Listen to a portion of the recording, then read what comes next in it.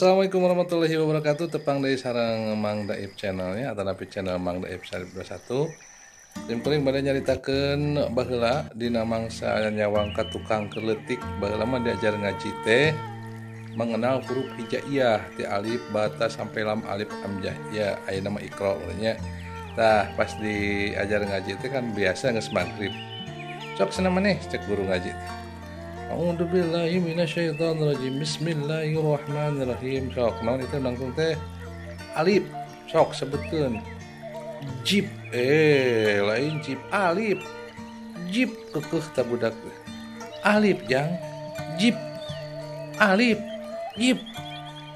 Alif sia teh. Jib sing gede atuh. Bus. Aduh, kurang-kurangna guru ngaji baheula mah patak tereh karena non darah tinggi soalnya barudakna keur heulah beda jeung zaman ayeuna maca teh kenal huruf vokal lamun mah a i u babi buta itu kana kitu nya. Geus caritana ngaji da baheula mah lain masjid jami nya baheula mah disebutna teh tajuk. Aya tajuk anu pas luhureun balong.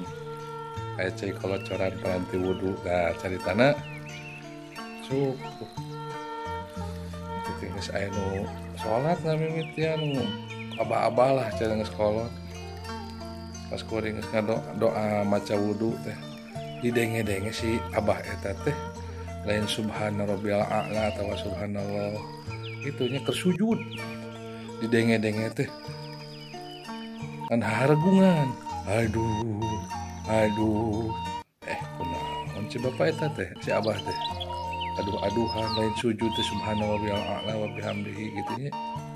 Nah, ditilik-tilik ku kuring teh. Meureun keur sujud sahwi, minta pangampura Gusti. Tapi ti mimiti kuring nangtung salila di dinya nu kadenge-denge teh kan aduh jeung aduh. Panasaran dah ku kuring teh. Bah, atosna tepanana. Aduh jang atos. Kunaon eta sujud wae atuh minta tobat lain jang kunaon atuh abah teh gugah erek gugah kumaha jang ieu bibir abki kecepet ku palupuh aduh kecepet